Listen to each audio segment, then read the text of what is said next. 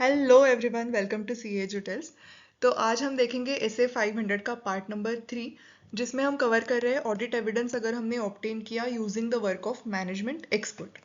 But before that हमारा ritual follow करते हैं, pause the video for 2 minutes और जो जो भी टर्म्स हमने लास्ट वीडियोज में देखे थे पार्ट 1 पार्ट 2 में, वो आप एक बार रिवाइज कर लो। मैं एक बार हेल्प करती हूँ। हमने देखा था सफिशिएंट अप्रोप्रिएट ऑडिट एविडेंस क्या होता है, फिर देखा था रिलायबिलिटी एंड रिलेवेंस के टर्म्स, देन हमने देखे थे audit procedures for obtaining the audit evidence, जिसमें हमने मेमोरी टेक्निक्स भी देखे थे, और असर्शंस। तो pause the video for 2 minutes, no cheating, and try to revise the terms and the charts. Okay, done? Yes, so let's move. तो पहले देखते हैं मैनेजमेंट एक्सपर्ट मतलब क्या, उसका मीनिंग पहले देखते हैं, विच इज एन इंडिविजुअल और ऑर्गेनाइजेशन। ठीक है, इंडिविजुअल भी हो सकता है, ऑर्गेनाइजेशन भी हो सकती है। मैनेजमेंट एक्सपर्ट मतलब उसके पास एक्सपर्ट है, मतलब एक्सपर्टीज तो होना चाहिए, है ना। सो पोजेसिंग द एक्सपर्टीज, किस चीज में एक्सपर्टीज? अब अकाउंटिंग एंड ऑडिटिंग का एक्सपर्टीज तो हमारे पास है एज अ सीए, तो उसके पास जो एक्सपर्टीज है वो होना चाहिए इन the field other than accounting और ऑडिटिंग। ठीक है, यहाँ तक समझे? अब इसका जो काम है उस फील्ड में, अदर देन अकाउंटिंग ऑडिटिंग वाले फील्ड में, इसका जो काम है, उस work in that field is used by the entity. अब ये मैनेजमेंट का एक्सपर्ट है, इसलिए एंटिटी ने इसका काम यूज करना चाहिए। किस लिए करना चाहिए? To assess the entity, entity की हेल्प करने के लिए in preparing the financial statements. ठीक है, तो ये डेफिनेशन है मैनेजमेंट एक्सपर्ट की। तो ही इज द इंडिविजुअल और द ऑर्गेनाइजेशन जिसके पास एक्सपर्टीज है in the field other than accounting और ऑडिटिंग, जिसका काम एंटिटी यूज करती है to prepare the financial statement, तो उसको बोलते हैं management expert. Okay, clear? So let's move further.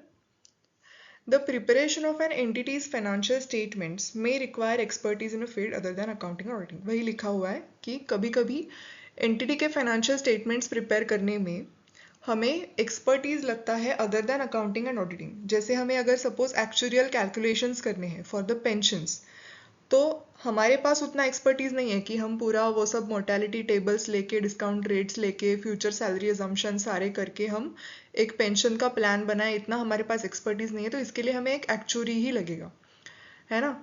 तो सच एज एक्चुरियल कैलकुलेशंस, फिर वैल्यूएशंस हो गए, है ना, डिफरेंट डिफरेंट एसेट्स के वैल्यूएशंस हो गए, रियल एस्टेट के वैल्यूएशंस हो गए, engineering data different types of, जैसे माइनिंग इंजीनियर्स हो गए, तो बहुत सारे इंजीनियरिंग के बहुत सारे एरियाज होते हैं जिसमें हमारे पास उसका एक्सपर्टीज नहीं होता। तो ऐसी चीज़ों का एक्सपर्टीज हमें लगता है for preparing the financial statements. So in that case the entity में एम्प्लॉय और engage experts in the fields to obtain the needed expertise to provide to prepare the financial statements. मतलब आइदर एंटिटी अपना खुद का expert employ करती है, ठीक है, एम्प्लॉयमेंट एज अ एम्प्लॉय उसको रखती है, या फिर वो एंगेज करती है, मतलब जैसे हमें ऑडिट के लिए एंगेज करती है कि किसी एक्सटर्नल फर्म को, किसी एक्सटर्नल इंडिविजुअल को एंटिटी एंगेज कर सकती है ना। तो फेलियर टू डू सो, मतलब ऐसे अगर उसने एम्प्लॉय नहीं किया या फिर किसी को एंगेज नहीं किया इस काम के लिए, तो फिर क्या होता है? When such expertise is necessary, जब ये नेसेसरी होता है expertise, it increases the risk of material misstatement. मतलब सपोज हमारे एक कंपनी का एक लार्ज पेंशन, मतलब इसका पेंशन का बहुत बड़ा चंक है, बहुत बड़ा वॉल्यूम है, और उसको एक एक्चुरी की ज़रूरत है सपोज उसके पेंशन ऑब्लिगेशंस कैलकुलेट करने के लिए। लेकिन ये पैसा बचाने के लिए हो या किसी भी काम के लिए हो, ये एंटिटी वो एक्सपर्ट, जो भी मैनेजमेंट एक्सपर्ट होता है, उसको वो एम्प्लॉय नहीं कर रही है, किसी एक्चुरी को एम्प्लॉय नहीं कर रही है, तो इन दैट केस क्या होगा? वो मिस कैलकुलेट करेंगे लाइबिलिटीज, है ना, अपने अपने अजम्पशंस यूज करके कुछ भी रॉन्ग नंबर्स वो कैलकुलेट कर सकते हैं, there are chances. So in that case अपने फाइनेंशियल स्टेटमेंट्स भी तो रॉन्ग नंबर्स दिखाएंगे। तो इसलिए अगर हमने एक्सपर्ट, मतलब मैनेजमेंट ने अगर एक्सपर्ट एम्प्लॉय नहीं किया, एंगेज या फिर एंगेज नहीं किया, तो रिस्क ऑफ मटेरियल मिसस्टेटमेंट्स बढ़ सकती है। ओके, यही पॉइंट उनको बताना है यहाँ से। अब यहाँ पे मैंने पूरा स्टडी मटेरियल का जो भी लैंग्वेज है वो यहाँ पे यूज़ किया है, डिट्टो सिमिलर, है ना। तो क्योंकि आपको एग्जाम में वही लैंग्वेज लिखना पड़ता है, वही कीवर्ड्स आपको यूज़ करने पड़ते हैं, ठीक है। तो लेट्स मूव फर्दर। अब यहाँ पे क्या बताया उन्होंने, स्टडी मटेरियल में आप देखोगे तो यहाँ पे उन्होंने बताया इस पैरा में कि कौन एक्सपर्ट है और कौन नहीं है, एक है ना। तो एक बार पढ़ते हैं। एन इंडिविजुअल और organisation may possess expertise in the application of models to estimate the fair value of securities। ठीक है, आपको अगर अभी fair value of securities calculate करनी है, for which there is no observable market. ठीक है, मतलब अगर मार्केट ही है उसके लिए ऑब्जर्वेबल तो आप भी तो कैलकुलेट कर सकते, मतलब दिखती है वो फेयर वैल्यू कितनी है, लेकिन अगर उसके लिए कोई ऑब्जर्वेबल मार्केट नहीं है किसी सिक्योरिटीज के लिए, तो उसकी फेयर वैल्यू के लिए हमें एक्सपर्ट लगेगा, है ना। तो इफ द इंडिविजुअल और organisation applies that expertise in making an estimate which the entity uses in preparing its financial statements, the individual or organization is a management expert। ठीक है, अब कौन नहीं है। If on the other hand that individual और organisation merely provides price data regarding the private transactions not otherwise available to the entity which the entity uses in its own estimation methods, मतलब entity खुद से अपने methods use करके calculations करिए, तो in that case such information if used as an audit evidence is not the use of management expert by the entity. इसका मतलब क्या है, जैसे अगर कोई एक्सपर्ट अपने खुद के स्पेशल स्किल्स यूज करके कोई एस्टिमेट करता है, कोई कैलकुलेशन करता है, और अगर मैनेजमेंट डायरेक्टली वो एस्टिमेट या कैलकुलेशन अपने फाइनेंशियल स्टेटमेंट्स में दिखाती है, then in that case that expert is the management expert, ऐसे हम बोल सकते हैं, है ना। लेकिन अगर कोई एक्सपर्ट सिर्फ रॉ डेटा प्रोवाइड करता है, जैसे कि सेकेंड पैरा में transaction prices and market information सिर्फ प्रोवाइड की और मैनेजमेंट ने अपने खुद के एस्टिमेशंस लगा के कैलकुलेशन किए, तो in that case that person is not, we can not call him as management expert, है ना। तो in that case that expert is just the data provider, तो इसलिए हम उसको मैनेजमेंट एक्सपर्ट करके नहीं ट्रीट करेंगे, है ना। तो शायद एमसीक्यूज में या फिर क्वेश्चंस में आपको कंफ्यूज करने के लिए ऐसे वो डेटा दे सकते हैं। Okay, so let's move further. अब इस पे भी क्वेश्चंस आ सकता है। Nature, timing, extent of audit procedures in relation to the use of management expert is affected by which matters, है ना। तो एक्सपर्ट का काम हमने यूज करना है ना, एज एन ऑडिट एविडेंस। तो वो करने से पहले ऑडिटर को 4 काम करने पड़ते हैं। ठीक है, अब वो 4 काम हम देखेंगे, उसमें से एक काम जो है वो ये है, ऑडिट प्रोसीजर्स का नेचर, टाइमिंग एंड एक्सटेंट उससे अफेक्ट होता है। तो कौन कौन से ऐसे फैक्टर्स है जिससे वो अफेक्ट हो सकता है ना, वो पहले ऑडिटर को देखना। ये हो गया पहला काम। अब आगे के जो 3 काम है वो हम नेक्स्ट स्लाइड्स में देखेंगे, बट पहले ये वाला काम देखते हैं। ठीक है, तो क्या क्या ऑडिट प्रोसीजर्स है, तो कुछ 8-9 पॉइंट्स है इसके, जिसको हमने एक सीक्वेंस में सेट किया है जो आपको याद करने के लिए इजी हो जाए। ठीक है, तो अब हमें एक्सपर्ट का काम यूज करना है, राइट।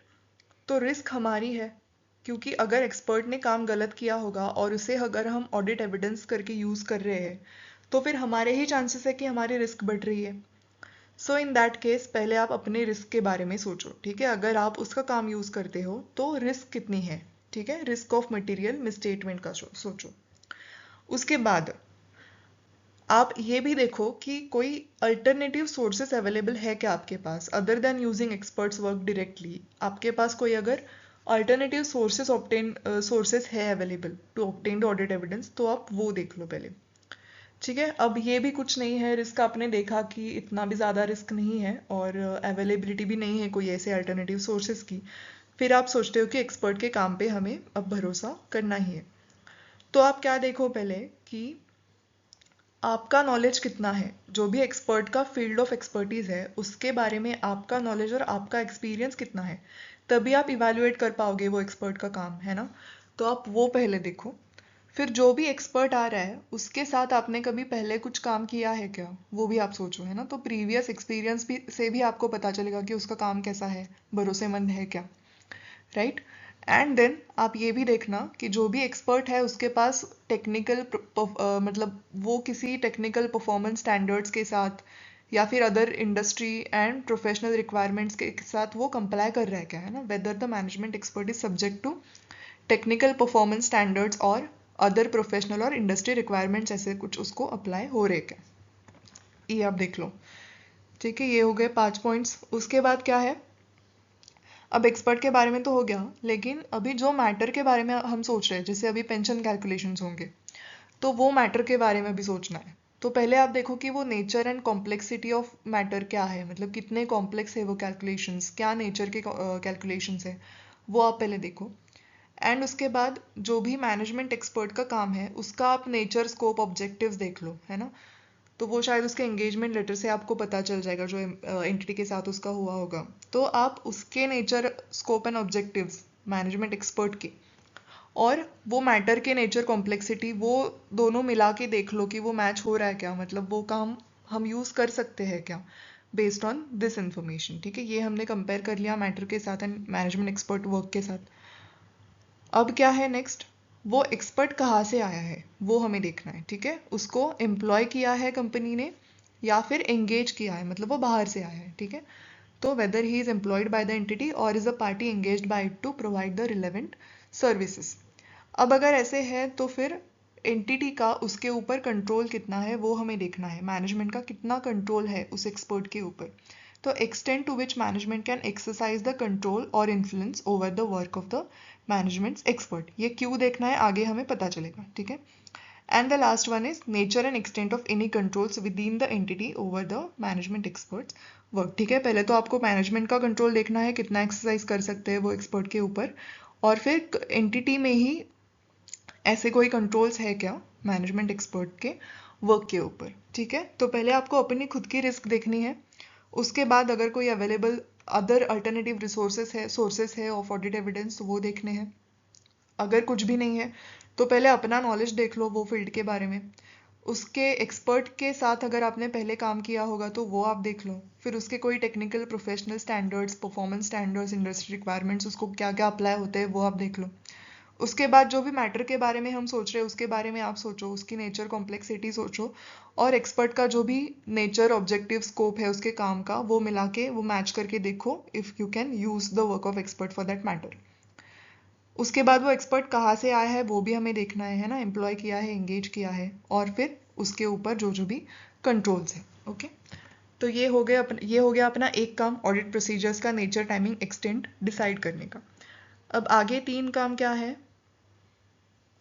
तो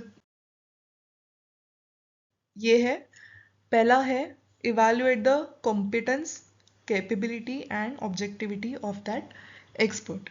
फिर है obtaining the understanding of the work of that expert. ठीक है, पहले एक्सपर्ट की CCO देख लो, कोको देख लो, कॉम्पिटेंस, कैपेबिलिटी, ऑब्जेक्टिविटी, फिर उसके काम का अंडरस्टैंडिंग लो, और फिर देखो कि evaluate the appropriateness of that experts work as audit evidence for the relevant assertion. जो भी असर्शन के बारे में आप ऑडिट एविडेंस कलेक्ट कर रहे हो तो उसमें अप्रोप्रिएट कितना है उसका काम एज एन ऑडिट एविडेंस, वो भी आपने देखना है। अब इनको वन बाय वन देखते हैं। ठीक है, तो पहले देखेंगे evaluate the competence, capability and objectivity. तो इसमें क्या है मीनिंग ऑफ, पहले तो देखेंगे कि मतलब क्या है तीनों टर्म्स का, है ना, कोको, कॉम्पिटेंस, कैपेबिलिटी एंड ऑब्जेक्टिविटी। ठीक है, इसका मीनिंग क्या है। तो meaning of competence is, competence relates to the nature and level of expertise of the management's expert, है ना, मतलब उसके पास नॉलेज है क्या, do the expert have the knowledge. फिर है capability, capability relates to the ability of the management expert to exercise that competence in the circumstances. The factors that influence the capability may include geographical location and the availability of time and resources. मतलब क्या capability means can they actually use that knowledge in the situation, वो capable है क्या, उनके पास knowledge है ठीक है but वो use कर सकते हैं क्या, और वो जो भी कैपेबिलिटी है वो इन्फ्लुएंस हो सकती है due to the geographical location, availability of time and resources. मतलब सपोज आपको एक रियल एस्टेट वैल्यूअर की ज़रूरत है एज एन एक्सपर्ट। ठीक है, तो आपको जो आपकी जो प्रॉपर्टी है वो मुंबई में है, तो आपने सपोज एक दिल्ली बेस्ड वैल्यूअर को हायर किया बट वो विजिट नहीं कर पा रहा है site due to some time और रिसोर्स कंस्ट्रेंट्स। ठीक है, तो उसकी कैपेबिलिटी लिमिटेड हो जाएगी क्योंकि वो दिल्ली में बैठ के मुंबई के प्रॉपर्टी का वैल्यूएशन नहीं कर पा रहा है due to some constraints, right. लेकिन एक कोई ऐसा आपके पास वैल्यूअर है जो मुंबई बेस्ड ही है, जिसके पास लोकल डेटा और जिसके पास एक्सेस है फॉर द लोकल डेटा, उसके पास टाइम भी है to conduct the inspection of that property, तो इन दैट केस वो केपेबल हो गया ज़्यादा दिल्ली बेस्ड से, ठीक है। शायद दिल्ली बेस्ड सेम कॉम्पिटेंस उसके पास होगी, Mumbai based and Delhi based दोनों के पास सेम कॉम्पिटेंस होगी, लेकिन इस पर्टिकुलर केस में ड्यू टू जियोग्राफिकल लोकेशन या फिर due to availability of time and resources की वजह से वो जो दिल्ली बेस्ड है वो उतना केपेबल नहीं है जितना मुंबई बेस्ड वैल्यूअर केपेबल हो गया, ठीक है। तो ये भी हमें देखना है। And then third one is objectivity. ये सेम है, ऑब्जेक्टिविटी मतलब अनबायस्ड ओपिनियन वो दे सकता है क्या एक्सपर्ट, है ना। तो objectivity relates to the possible effects that bias, conflict of interest or influence of others may have on professional or business judgment of the management expert। जैसे हम ऑडिटर का भी देखते हैं ना ऑब्जेक्टिविटी, तो वही है, उसने bias, conflict of interest, influence of others की अवॉइड करके वो एक अनबायस्ड ओपिनियन दे सकता है क्या। So this is the meaning of competence, capability and objectivity, okay. अब ये जो भी इंफॉर्मेशन है आपको ये इवैल्यूएट करना है ना, competence, capability, objectivity.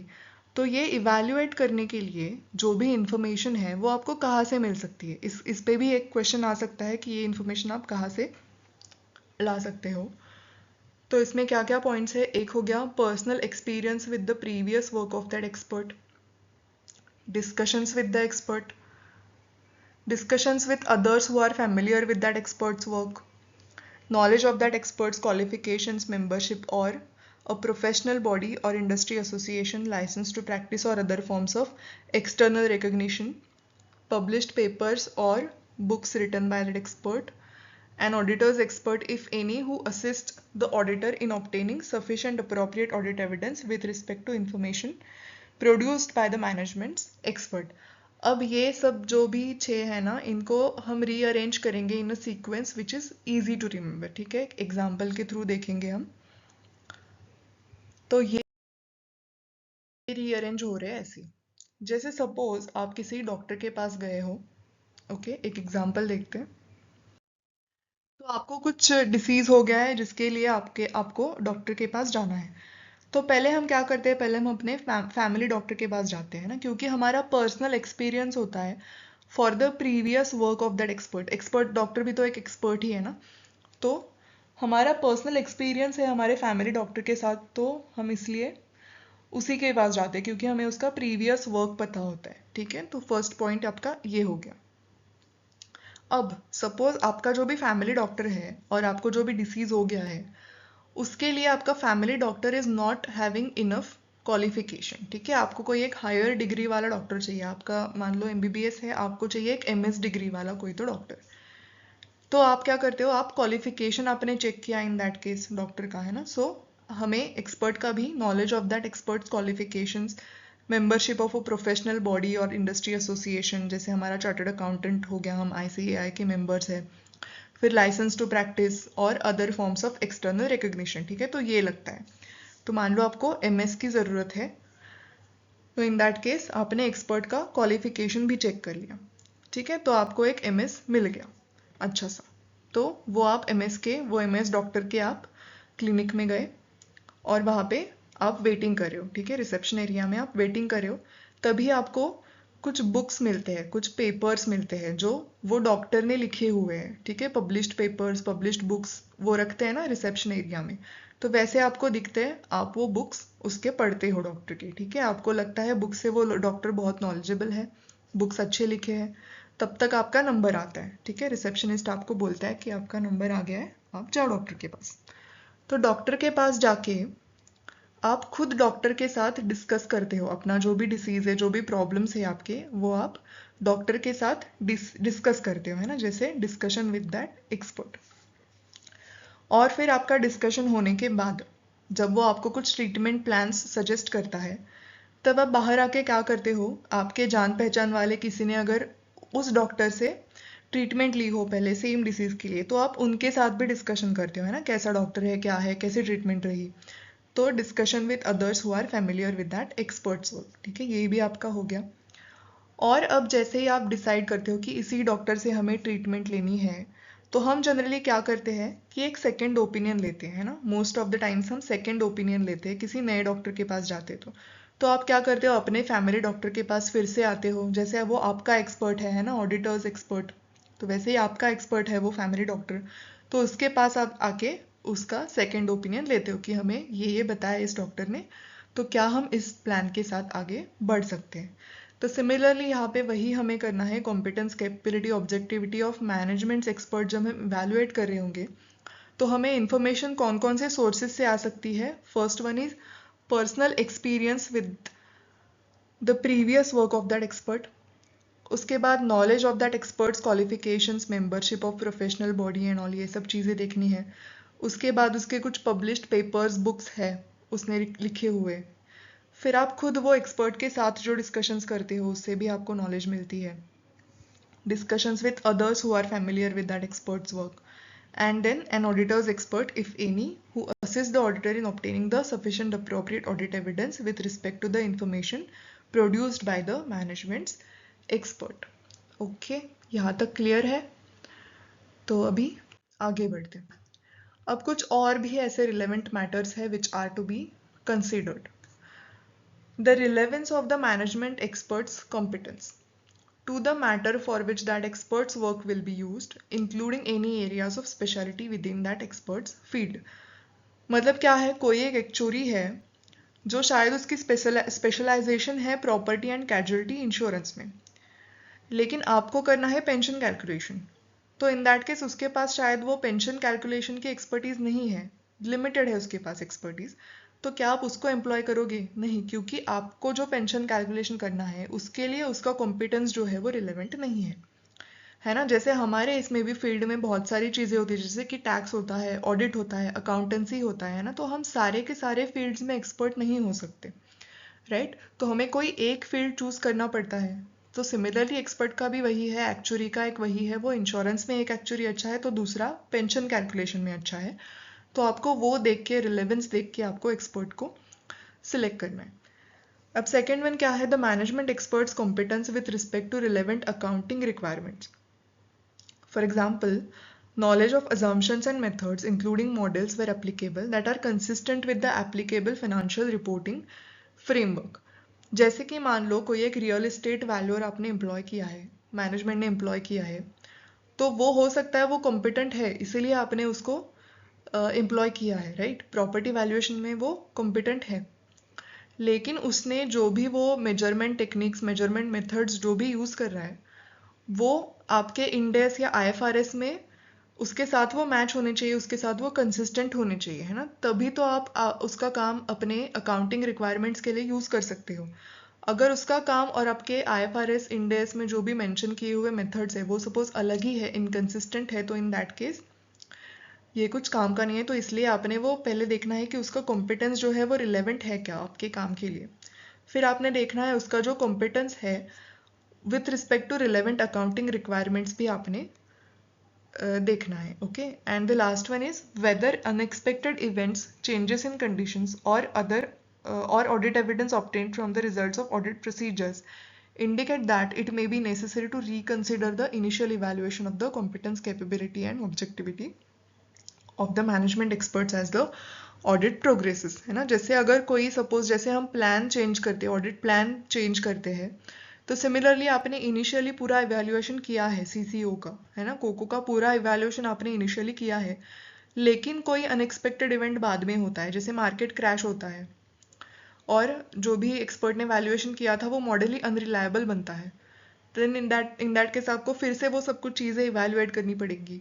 Changes in condition, suppose कोई न्यू गवर्नमेंट रेगुलेशंस ही आ गए जो एक्चुअल अजम्पशंस को अफेक्ट कर रहे हैं, तो आपको फिर से सारा इवैल्यूएशन करना पड़ेगा, राइट।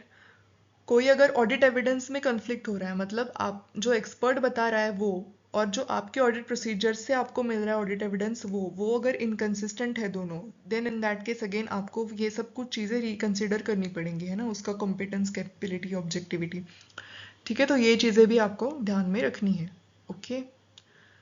नाउ अभी आते हैं ऑब्जेक्टिविटी के पास। तो ऑब्जेक्टिविटी इवैल्यूएट करने के लिए हमें देखना पड़ेगा कि ऑब्जेक्टिविटी को थ्रेट्स कौन कौन से होते हैं। तो threats are of 5 types: self interest threat, advocacy threat, familiarity threat, self review threat and intimidation threat. अब सेल्फ इंटरेस्ट थ्रेट मतलब क्या? कि एक्सपर्ट का कुछ पर्सनल उसका गेन लॉस जुड़ा हुआ है। जैसे कि अगर कोई आपने वैल्यूएशन एक्सपर्ट अपॉइंट किया है जो कि कंपनी में शेयर्स ओन कर रहा है, ठीक है, तो जो भी कंपनी का वैल्यूएशन वो कर रहा है उसमें उसके शेयर्स, खुद के शेयर्स वो ओन कर रहा है, देन इन दैट केस उसका रिपोर्ट बायस्ड ही रहेगा to show the higher value, है ना, क्योंकि उसका सेल्फ इंटरेस्ट उसमें जुड़ा हुआ है। तो इसके लिए सेफगार्ड क्या क्या हो सकता है कि आपने इंश्योर करना है कि वो एक्सपर्ट के कोई फाइनेंशियल इंटरेस्ट नहीं है वो एंटिटी में जिसका वो वैल्यूएशन करने जा रहा है। अब एडवोकेसी थ्रेट मतलब क्या है? जब वो एक्सपर्ट प्रमोट कर रहा है या जब वो एक्सपर्ट डिफेंड कर रहा है क्लाइंट्स पोजीशन टू स्ट्रांगली, मतलब वो एक सपोज आपने कोई लॉयर हायर किया है, expert as an expert management ने कोई लॉयर हायर किया है, तो that lawyer is acting as management expert, he argues aggressively in the favor of company's litigation case rather than giving an independent view, ठीक है, तो वो कंपनी के फेवर में ही बात कर रहा है। तो इन दैट केस इसमें सेफगार्ड क्या हो सकता है कि ऐसा ही एक्सपर्ट आपने अपॉइंट करना है जो एक न्यूट्रल एनालिसिस दे, है ना, not the one who is also representing the management in the disputes, right. तो उस लॉयर को आपने हायर नहीं करना है एज एन एक्सपर्ट, वो पूरा ऑब्जेक्टिविटी से उसने जो भी है डिसीजंस, जो भी है उसके ओपिनियंस बताने चाहिए। अब फेमिलियरिटी थ्रेट मतलब क्या कि जब वो एक्सपर्ट है वो too close with the management है ना, कोई एक एक्चुअरी है मान लो जो कंपनी के साथ पिछले 20 सालों से काम कर रहा है ना, तो शायद वो ओवरलुक कर सकता है कुछ errors because of the long standing relationships. अब इसमें सेफगार्ड क्या हो सकता है कि आप रोटेट कर लो एक्सपर्ट्स को पीरियोडिकली, है ना, या फिर आप कोई इंडिपेंडेंट प्रोफेशनल्स को ही आप एम्प्लॉय कर लो, राइट, रोटेट कर लो उनको। नाउ सेल्फ रिव्यू थ्रेट मतलब क्या है कि reviewing your own past work. जैसे कि कंपनी को गुडविल वैल्यूएशन करनी थी, गुडविल इम्पेयरमेंट उसको देखना था, तो उन्होंने क्या किया, एक वैल्यूएशन फर्म को हायर किया जिस वैल्यूएशन फर्म ने प्रीवियसली कंपनी के लिए एक गुडविल इम्पेयरमेंट मॉडल डेवलप किया था ऑलरेडी, ठीक है, तो उन्हीं को अगर फिर से आप हायर कर रहे हो तो इन दैट केस वो अपना खुद का मॉडल ही रिव्यू कर रहे हैं, है ना, तो खुद का काम ही वो रिव्यू कर रहे हैं, तो इसलिए सेल्फ रिव्यू थ्रेट बना रहेगा। तो इन दैट केस आप डिफरेंट इंडिपेंडेंट एक्सपर्ट को हायर कर लो, ठीक है, इसमें ये सेफ गार्ड हो गया। एंड इंटिमिडेशन थ्रेट मतलब क्या है, जब एक्सपर्ट को मैनेजमेंट से या फिर अदर्स इन द एंटिटी उनसे अगर प्रेशराइज्ड फील हो रहा है इन एक्सप्रेसिंग द ओपिनियन, है ना, कुछ भी जिस भी चीज़ के लिए उनको एम्प्लॉय किया है वहाँ पे अगर वो इंडिपेंडेंटली अपना जो भी थॉट है वो नहीं रख पा रहे, वो प्रेशराइज्ड हो रहे, then in that case it is called intimidation threat, right. तो ये सारे थ्रेट्स होते हैं इन द ऑब्जेक्टिविटी ना। सेफगार्ड्स के बारे में लिखा हुआ है, अब ये थ्रेट्स तो हो गए, अब सेफगार्ड्स के बारे में लिखा हुआ है, सेफगार्ड्स में reduce such threats but may be created either by external structures, for example management experts, profession, legislation और रेगुलेशन।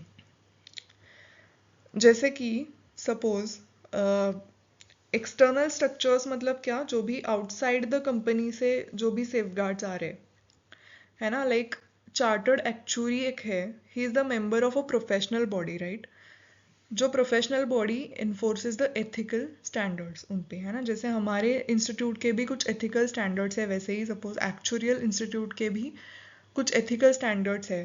तो अगर सपोज वो actually if they breach the objectivity then they may risk losing their licence, है ना, तो ये हो गया आउटसाइड, मतलब एक्सटर्नल स्ट्रक्चर से उनकी ही लेजिस्लेशन से रेगुलेशन से ही उनको सेफगार्ड्स प्रोवाइड किए हुए हैं, कुछ एथिकल रिक्वायरमेंट्स कुछ मेंशन की हुई है।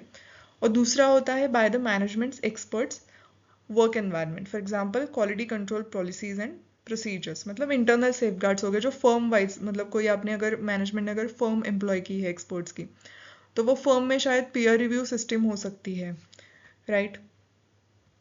तो जैसे कि वो कोई भी वैल्यूएशन रिपोर्ट प्रिपेयर करेंगे द फर्म ऑफ एक्सपर्ट्स, तो कोई एक another senior valuer in the firm will review their work, है ना, तो which reduces the self review threat, क्योंकि उनका काम जो है किसी और से चेक हो रहा है। जैसे कि फर्म्स में रोटेशन पॉलिसी भी होती है, तो फर्म अपने स्टाफ को रोटेट करता रहता है ताकि सेम एक्सपर्ट लॉन्ग पीरियड के लिए किसी कंपनी के साथ, किसी क्लाइंट के साथ ना जुड़ा रहे, इसीलिए तो ये सेफगार्ड्स होते हैं। अब इंटिमिडेशन थ्रेट्स के बारे में क्या लिखा हुआ है, they may be of less significance to an expert engaged by the entity than to an expert employed by the entity. वो तो सही है, क्योंकि सपोज अगर कोई एक्सटर्नल एक्सपर्ट है, मतलब जो एंगेज किया हुआ है कंपनी ने, कोई आउटसाइड फर्म है, तो they can say no if they are pressurised. But जो भी कोई इंटरनल एक्सपर्ट्स है, जैसे कि एम्प्लॉयज़ होंगे, तो they are always under management shadow, कि उनकी ऑब्जेक्टिविटी जो है वो नेचुरली वीकर हो जाती है, क्योंकि उनके जो सैलरी डिसीजंस होते हैं या फिर बाकी डिसीजंस होते हैं, क्योंकि वो कंपनी ने एम्प्लॉय किए हुए, तो बहुत सारी चीज़ें कंपनी के हाथ में होती है ना। तो दैट्स वाई ये जो थ्रेट्स है intimidation, they are less significance to an expert engaged by the entity than to the expert employed by the entity. Okay, now let's move further. When evaluating the objectivity of an expert engaged by the entity, it may be relevant to discuss with the management and that expert any interests and relationships that may create threats to experts' objectivity and any applicable safeguards including any professional requirements that apply to the expert। वही हमने अभी discuss किया था। And to evaluate whether the safeguards are adequate. Interest and relationships creating threats में include, अभी हमने threats तो देख लिए क्या क्या होते हैं, बट ऐसे कौन से इंटरेस्ट एंड रिलेशनशिप्स होते हैं जो ये थ्रेट्स क्रिएट करते हैं, ऐसी क्या चीज़ें होती है जिनकी वजह से ये थ्रेट्स क्रिएट होते हैं। तो ये चीज़ें हैं financial interests, business and personal relationships and provision of other services. और फाइनेंशियल इंटरेस्ट मतलब क्या, वही हमने जो देखा था कि वैल्यूएशन एक्सपर्ट जो है वो शेयर्स ओन करता है in the company they are valuing, so उनका रिपोर्ट जो है वो बायस्ड हो सकता है to show the higher value, right. तो उसको बोलते हैं फाइनेंशियल इंटरेस्ट उनके हैं। अब बिजनेस रिलेशनशिप्स मतलब क्या होता है कि सपोज कोई एक एक्चुअली रेगुलरली अपने कंसल्टिंग सर्विसेज प्रोवाइड कर रहा है टू द कंपनी, और उसका जो भी इनकम का लार्जेस्ट पोर्शन है वो उसी कंपनी से आ रहा है, तो इन दैट केस वो हेजिटेट करेगा कोई अनफेवरेबल ओपिनियन देने में, है ना, क्योंकि उसको एक डर रहेगा कि ये बिजनेस वो लूज कर सकता है। तो ये हो गया बिजनेस रिलेशनशिप। अब पर्सनल रिलेशनशिप मतलब क्या, कि कोई एक लॉयर हायर किया है एज अ मैनेजमेंट एक्सपर्ट, जो कि सीएफओ का एक क्लोज रिलेटिव है, तो पर्सनल रिलेशनशिप वहाँ पे आ गई, क्योंकि फैमिली टाइज आ गए वहाँ पे। तो इन दैट केस आपको इंडिपेंडेंट प्रोफेशनल अपने हायर करना ज़रूरी है। And provision of other services मतलब क्या, कि जैसे सेल्फ रिव्यू थ्रेट में हमने देखा था कि कोई एक कंसल्टेंट हायर किया है जिसने पहले कंपनी का गुडविल प्लान बनाया था, या फिर सपोज पेंशन प्लान पहले से बनाया हुआ था, तो अभी उसी को हायर किया है टू वैल्यू इट। तो हो सकता है कि वो खुद के वर्क में गलतियां ना निकाले, है ना, तो इसलिए सेल्फ रिव्यू थ्रेट वहाँ पे रहता है। तो ये कुछ चीज़ें हैं जो उन्होंने बोला है कि while evaluating the objectivity of an expert engaged by the entity, it is relevant to discuss with the management and the expert any relationships or interests that may create threats to the expert's objectivity। ठीक है, this is also done। अब हमारा next point आता है, हमने CCO का तो देख लिया सारा, कोको का, है ना। अभी हम देखेंगे understanding of the work of that expert के बारे में क्या बोला है। तो obtaining an understanding of the work of the management's expert, ये भी हमें करना ज़रूरी होता है। Aspects of the management's expert's field relevant to the auditor's understanding में इंक्लूड। अब इसमें क्या क्या इंक्लूड होता है कि अंडरस्टैंडिंग कैसे हम ऑब्टेन कर सकते हैं, whether that expert's field has areas of specialty within it that are relevant to the audit, मतलब एक्सपर्ट की जो भी स्पेशलिटी है वो रिलेवेंट है क्या, जैसे हमने कॉम्पिटेंस में भी देखा था ना कि वो कॉम्पिटेंस रिलेवेंट है क्या, तो सिमिलरली यहाँ पे जो भी उसकी स्पेशलिटी है वो रिलेवेंट है क्या ऑडिट के लिए अपने, है ना। जैसे कोई अगर एक्सपर्ट है, वो एक्चुअली है वो इंश्योरेंस में एक्सपर्ट है, लेकिन उसको पेंशन के बारे में पता नहीं है ज़्यादा कुछ, तो वो उसका एरिया ऑफ स्पेशलिटी जो है रिलेवेंट नहीं है हमारे ऑडिट के लिए, क्योंकि हमें पेंशंस का एक्सपर्ट चाहिए, right. Now whether any professional और अदर स्टैंडर्ड्स एंड रेगुलेटरी और लीगल रिक्वायरमेंट्स अप्लाई, मतलब जो भी प्रोफेशनल लीगल स्टैंडर्ड्स है, जैसे हमारे ऑडिट में स्टैंडर्ड्स ऑन ऑडिटिंग है, वैसे ही उनके एरिया के लिए कोई स्टैंडर्ड्स प्रोफेशनल है क्या और दे वो फॉलो कर रहे हैं क्या, ये भी हमें जानना ज़रूरी होता है। तो वैसे कोई अगर अप्लाई हो रहे स्टैंडर्ड्स तो उन्होंने वो फॉलो करना ज़रूरी है। उसके बाद what assumptions and methods are used by the management expert and whether they are generally accepted within the expert's field and appropriate for financial reporting purposes।